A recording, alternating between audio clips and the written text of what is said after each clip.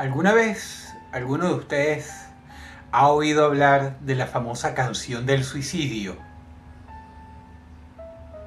Muy seguramente no, pero tal como les he dicho antes, no una sino muchas veces ya, las historias más espeluznantes no son las paranormales. Las historias más espeluznantes son las que de hecho pertenecen a la dimensión de la vida real. Y esta historia es de la vida real. Empieza en Hungría durante los años 30. La Gran Depresión no solamente afecta a los Estados Unidos, sino también a Europa.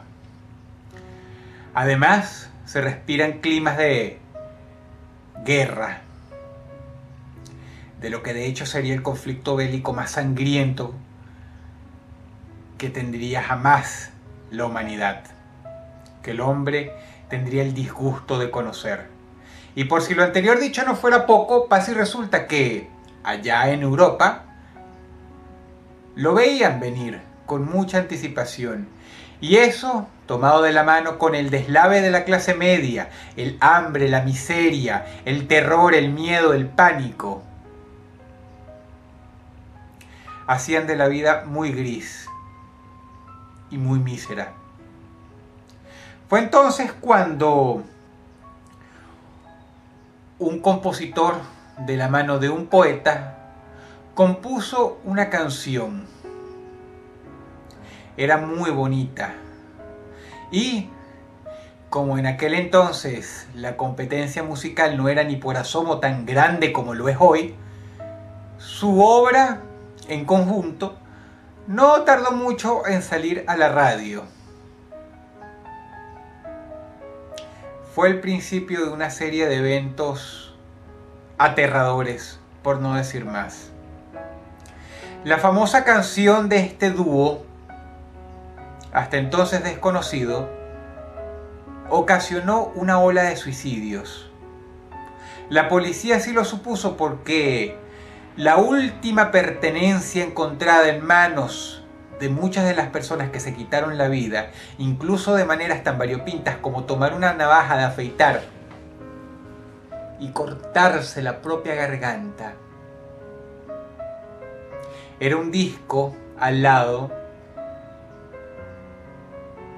emitiendo sonido blanco y que contenía la dichosa canción. Algunos incluso se habían tomado la molestia de escribir la letra en una hoja de papel. Alrededor de toda Hungría se registraron 17 suicidios reales y en todos había algo que equiparaba e igualaba todas estas muertes desafortunadas. En algún lugar no tardaba en aparecer la dichosa canción.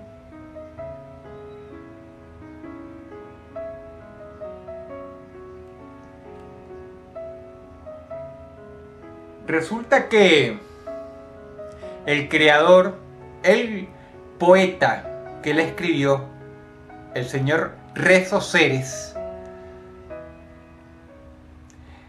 la había compuesto inspirado en una novia suya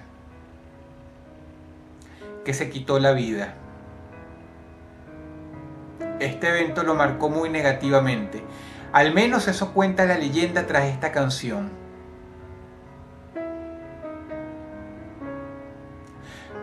Parte de las estrofas de la misma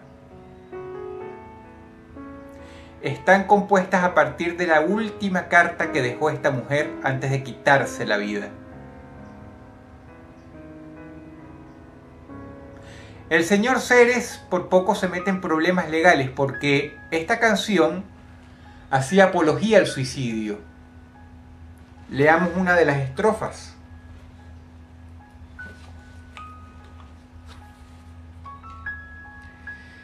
Triste es el domingo, entre las sombras lo paso entero. Mi corazón y yo hemos decidido que se acabe todo. Pronto habrá velas y oraciones tristes. No hace falta ser un detective para darse cuenta que de hecho habla sobre un suicida, sobre alguien que va a acabar con su propia vida.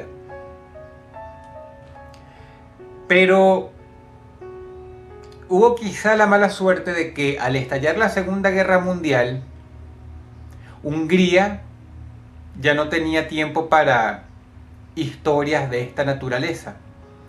Así que la canción quedó dormida mucho tiempo hasta que finalmente fue exportada a Norteamérica, donde se le dio el nombre de Gloomy Sunday, o sea, Domingo Triste, basada en el nombre original. Si ustedes pensaban que dentro de la realidad tenebrosa de esta historia, esos 17 suicidios eran una coincidencia de cara a que la canción dichosa se encontraba cerca o en algún lugar o en algún formato de las víctimas, digo, por ser una música popular en un país pequeño, cualquier duda se disipó luego cuando Gloomy Sunday volvió a causar una oleada de suicidios en masa, esta vez más de 50.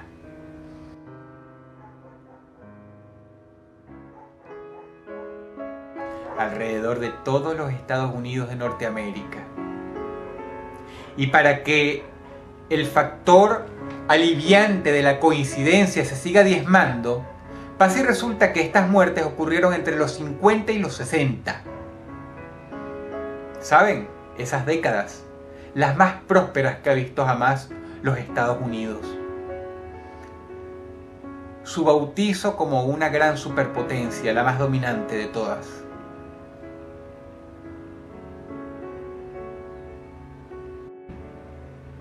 Esto quería decir que no tenía nada que ver con crisis económicas.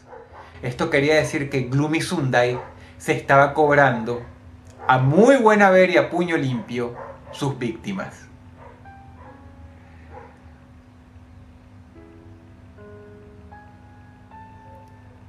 Gente que se cortaba las venas,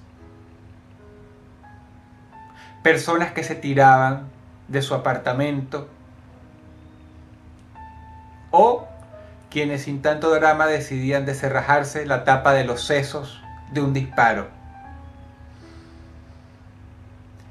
Todas esas muertes, todos esos suicidios tenían algo en común. Gloomy Sunday andaba cerca. Esa melodía que invitaba al suicidio.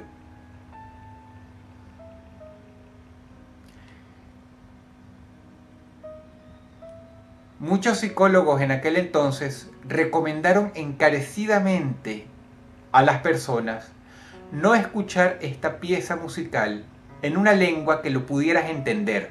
Es preferible escucharlo en húngaro a escucharlo en inglés, donde tú puedes entender la tonada, puesto que ellos están convencidos, o por lo menos los que abarcaron este tema están convencidos, de que si la escuchas teniendo un mal día, puede deprimirte muchísimo. Esto no es ficción. Por algo muchos psicólogos desaconsejan encarecidamente escuchar tango cuando uno está deprimido. Pasa y resulta que aquí hay una canción que parece ser mucho más poderosa, hasta el límite de lo terrorífico. Pero ¿quieren saber lo peor de todo? Durante los años 60, cuando estaban investigando el origen de esta canción, intentaron dar con el compositor de la misma.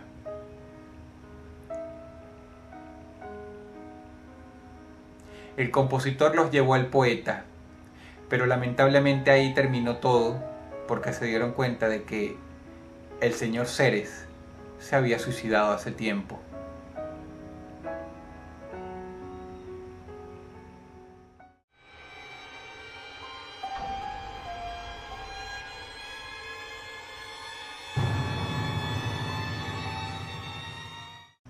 Esta historia comienza y termina en una granja, alejada de la gran ciudad. En esos lugares donde la vida es tranquila, pero es tranquila porque carece de gente, porque hay muy pocas personas por kilómetro cuadrado. Por lo tanto, quiero que cuando te estés imaginando lo que te voy a decir, en tu cabeza despejes negocios, centros comerciales, establecimientos, incluso quizá calles asfaltadas. Esto le sucedió a un granjero cuando fueron a su casa muchos años después de su muerte. O por lo menos se presume que está muerto porque no se encontró nunca ningún cadáver. Era simplemente una granja sucia, mugrosa, desvencijada, con los vidrios rotos, sin puertas, con la madera enmohecida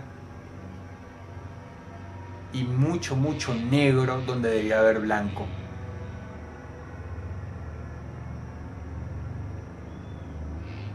En este lugar muy polvoriento encontraron una carta suya. Y esta horrible historia, hasta el día de hoy, no se sabe si fue verdad o simplemente un mito urbano. Pero quienes la cuentan aseguran que de la carta nació el mito y que por lo tanto no es justo llamarlo una historia ficticia, porque encontraron este escrito. Una broma muy elaborada, si es que estamos dispuestos a creer que un papel tan viejo como la casa misma, lleno de polvo, fue escrita por un jocoso que estaba de paso, por un payaso, por un tipo que quería jugarle una broma pesada al pueblo, dentro de la casa de un señor que había desaparecido. El escrito del supuesto granjero dice así: él todas las tardes apilaba sus pacas de heno cerca del establo de los caballos. Lo recogía, lo trabajaba y finalmente él mismo creaba sus propias pacas, las cuales dejaba apiladas muy ordenadamente, como debía ser la vida en el gran campo, cerca del establo de los animales que consumían ese alimento. Hasta que un día el granjero vio que alguien agarró todas las pacas que él había apilado tan trabajosamente, y no es que se las había robado. Si se las hubieran robado hubiera sido mucho mejor, mucho más tranquilizador. Simple y llanamente las había alejado unos 20 metros de su casa y las había puesto desperdigadas una al lado de la otra, separadas por unos 10 o 15 metros de distancia. Ya no estaban apiladas, ya estaban todas en el suelo, ordenadamente puestas.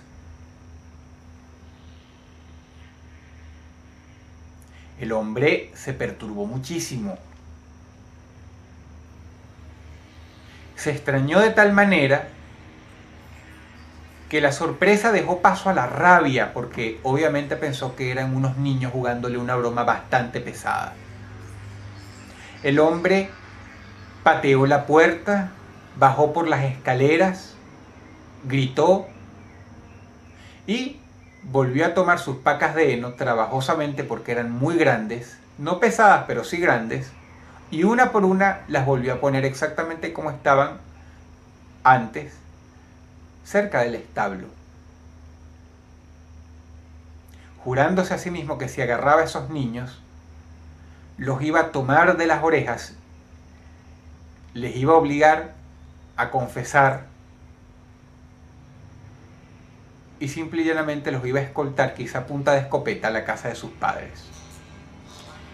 Pero el hombre se hizo a sí mismo una falsa promesa sin saberlo, porque al día siguiente, y sin darse cuenta, incluso viendo por la ventana antes de acostarse varias veces,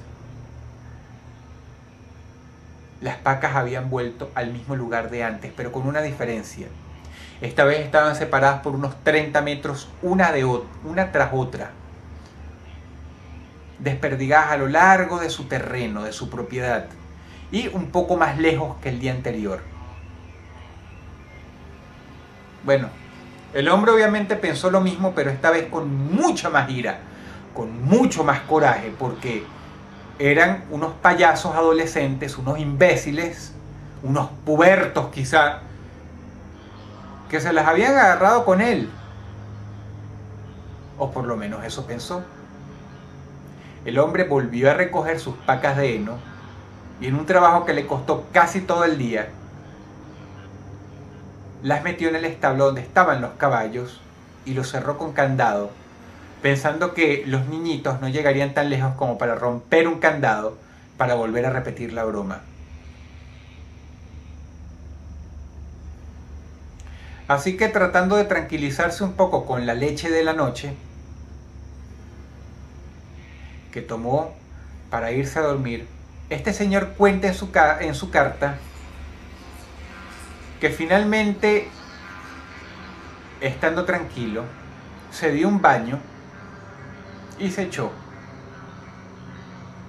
Pero esta vez, por alguna extraña razón, se despertó antes de que el sol saliera.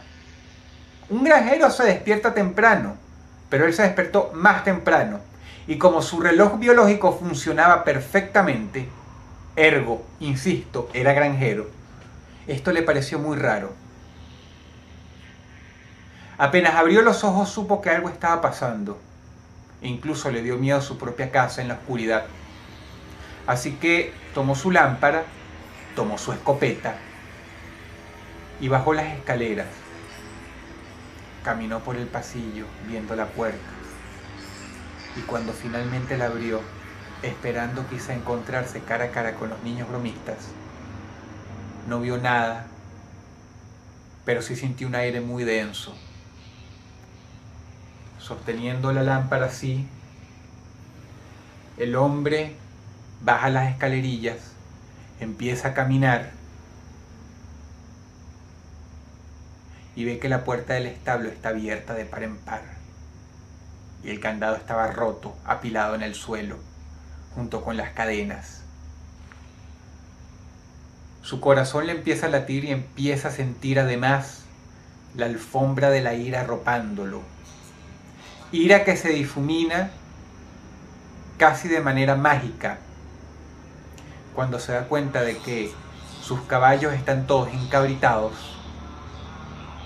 relinchando, y que uno de ellos está muerto, descabezado.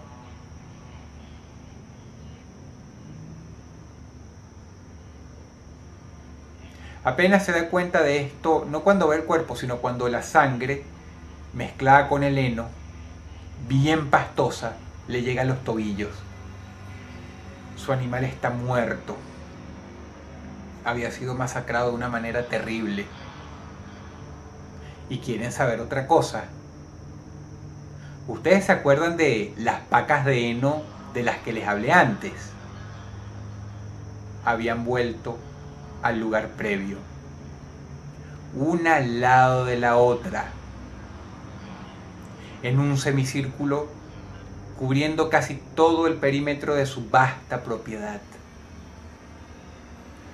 Con el salir del sol, él las vio, las vislumbró como ladrillos negros en la lejanía. Uno aquí, otro acá y otro acá.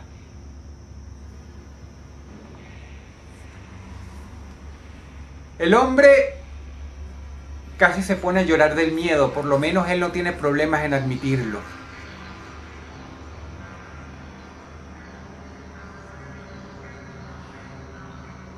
Sumado a esto, él entiende el mensaje muy bien.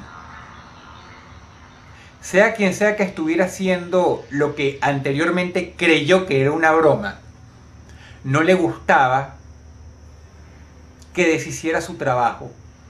Así que el pobre hombre, aterrorizado y con miedo de dejar su propiedad porque quizá iban a matar a sus otros caballos, y si mataban a sus otros caballos, un granjero en los tiempos de antes se moría sin sus animales, decidió quedarse en su casa, escopeta en mano. La policía andaba muy lejos y no tenía teléfono. Ya habrán entendido que esto sucedió hace mucho tiempo.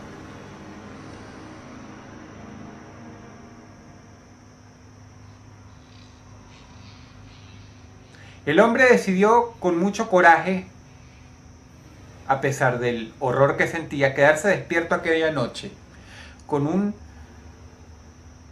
gran frasco de café a un lado y la escopeta en su regazo, en la silla mecedora, afuera de la puerta de su casa, mirando, oteando el paisaje, oscuro como la noche, porque no habían farolas de luz. La luz de la luna era lo único que lo ayudaba, era su única amiga.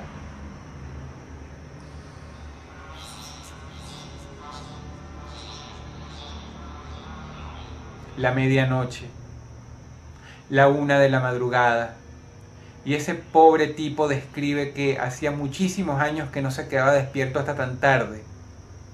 Hace falta que se los repita, es un granjero.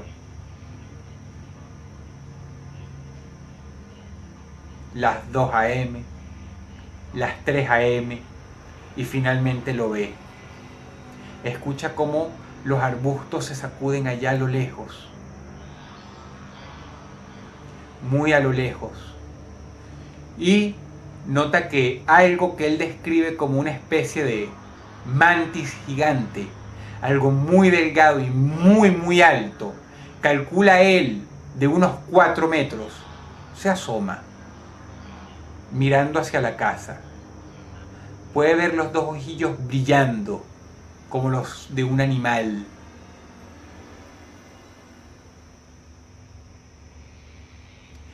Su miedo crece como agua hirviendo.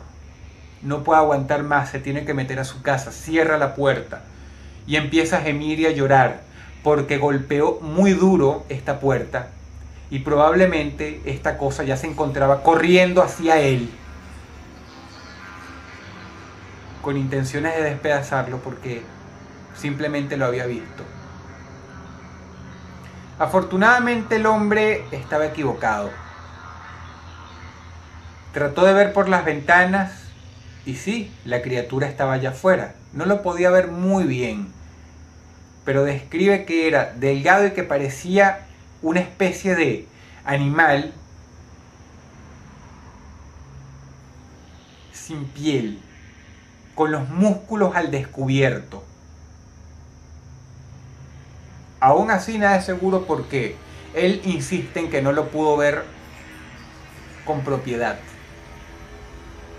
Pero esta criatura reacomodó las pacas de heno justo en los límites de la propiedad de este hombre. Caminó hasta el establo de los caballos. Las fieras estaban encabritadas, gimiendo, presas del terror. Retiró más pacas de heno y alrededor de la residencia del hombre, según cuenta él, tras ver por todas las ventanas a la mañana siguiente, por las del patio delantero y las del patio trasero, se dio cuenta de que había puesto una paca de heno rodeando todo el perímetro de la propiedad.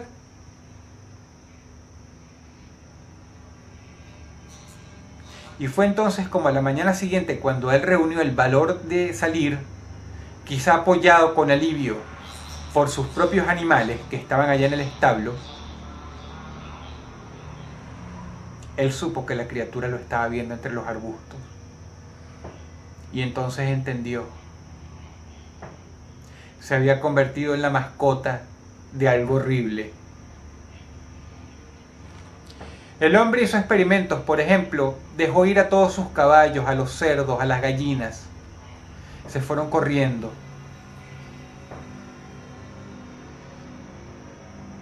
Nada los detuvo, pero cuando él intentó hacer lo mismo, él sentía que la criatura se acercaba. La cosa era con él, no lo iba a dejar escapar. Tal como había temido, era la mascota de algo horrible. Y no estaba seguro de si su escopeta pudiera encargarse de algo que había arrastrado y decapitado con mucha facilidad de un caballo. El hombre termina su carta diciendo que se le acaban las provisiones, que no entiende qué Dios cruel podía depararle semejante destino, pero que en su desesperación tenía que encontrar alguna solución. Así que termina su carta con lo siguiente: voy a intentar escapar. Mas nunca se supo nada de él.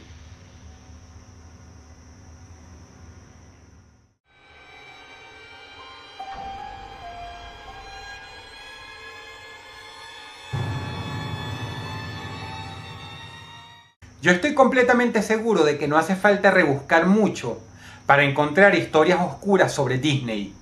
Ese paraíso, ese reino de los niños, de la infancia, de la pureza, de la juventud. Son especialmente esos sitios, esos pequeños imperios de nobleza, los que ocultan las historias más oscuras, más negras, más hórridas. Y yo sé que mientras me escuchan, nadie se sorprende por esto. ¿Por qué? Porque es típico. Este mundo es muy cruel. Y a veces aquellos que se supone son los guardianes de los más pequeños, o los guardianes de todo aquello que es puro, bueno, honesto, correcto, son los que nos traen mayores decepciones. Son el diablo disfrazado. Yo sé que tú has escuchado una historia así. Yo sé que tú estás familiarizada o familiarizado con este ejemplo que acabo de dar.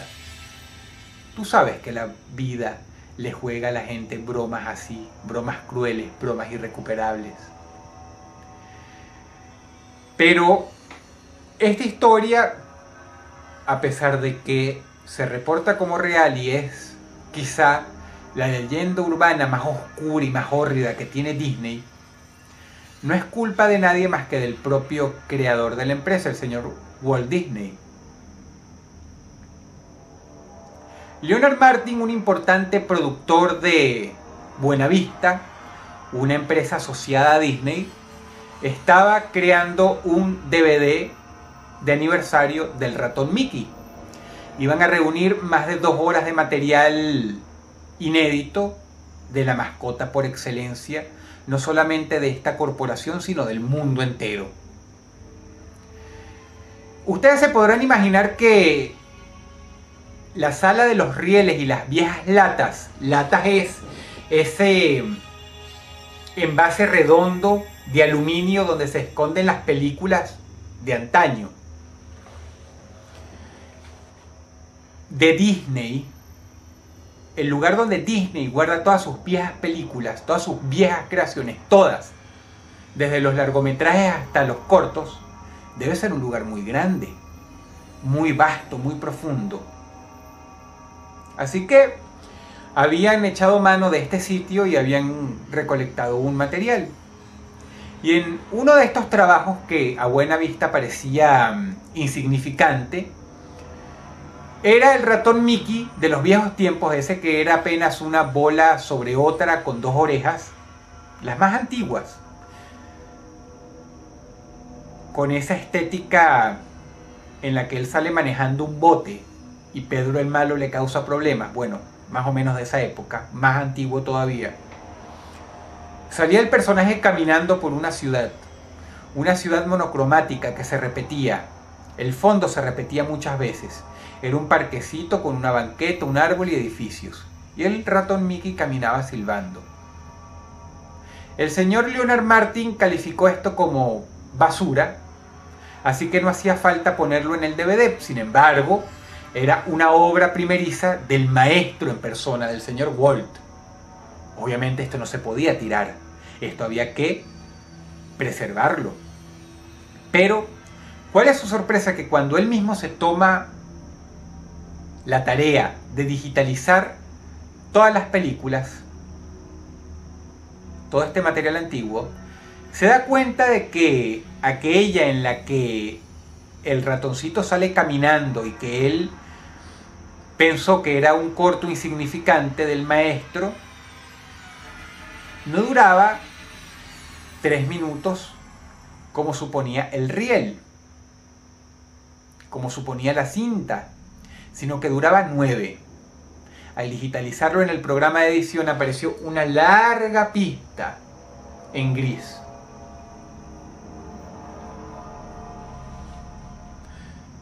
Si bien esto podía significar que eran otros 7 largos minutos de Mickey Mouse caminando por la misma ciudad que se repetía, como si fuera un planeta pequeño, resulta que el señor Martin es un purista y su obligación es, no solamente como gran productor de la casa Disney, sino además como un curador de todo lo que tiene que ver con este gran hombre, se pone a ver el largometraje. Desde el principio era exactamente como él lo había dejado, Mickey caminando a través de un parque con una banqueta, florecitas, grama, un árbol y edificios detrás que se repetían y se repetían.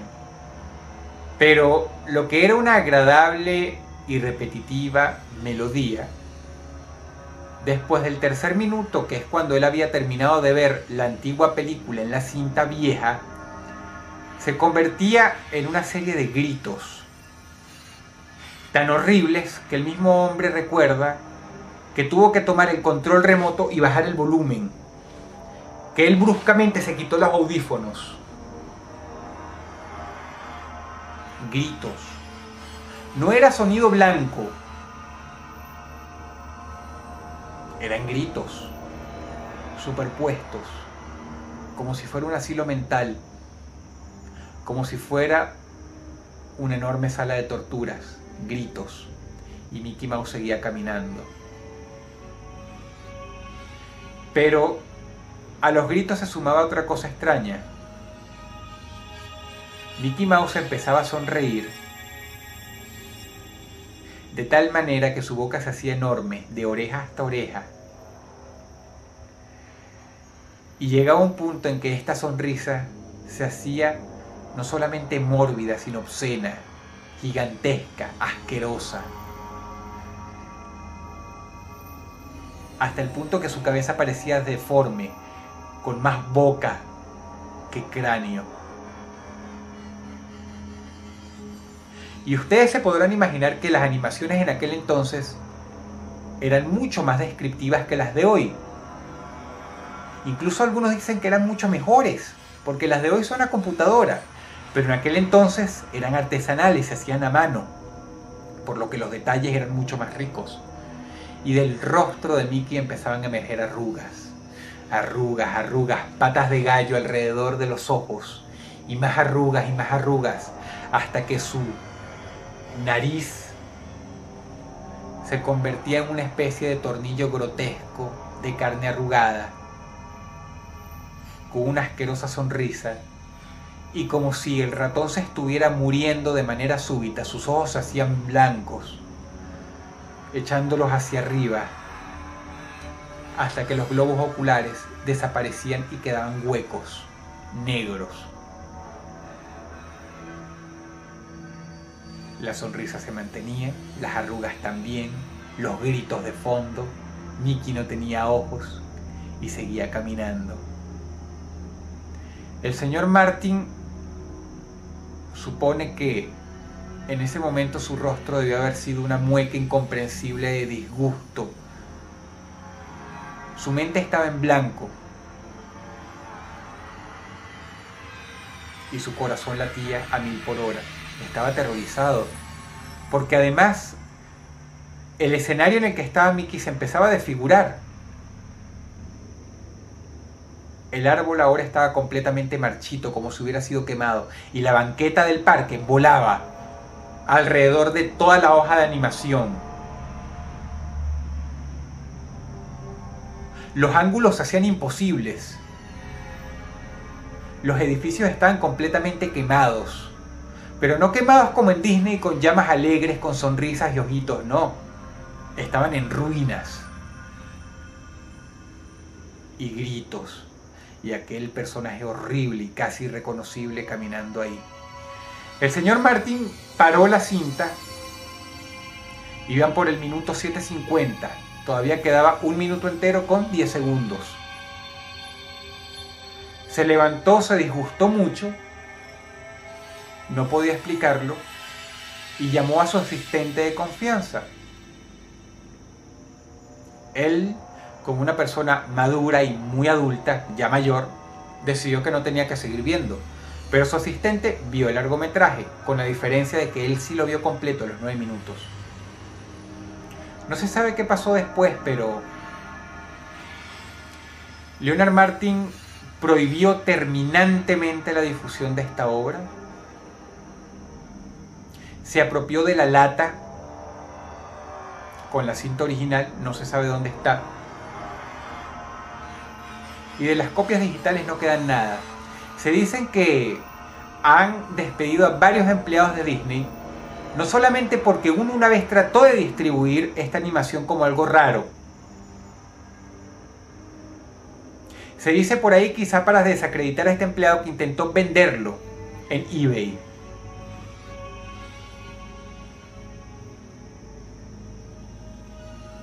Sino que además se despedía gente nada más por hablar de esto. Ergo, por eso se lo estoy diciendo yo. Esta es una leyenda bien conocida y se cree real. Pero lo más espantoso es que al cabo de 6 meses, la única persona que vio el largometraje completo, el asistente del señor Maltin, se quitó la vida. En su nota de suicidio,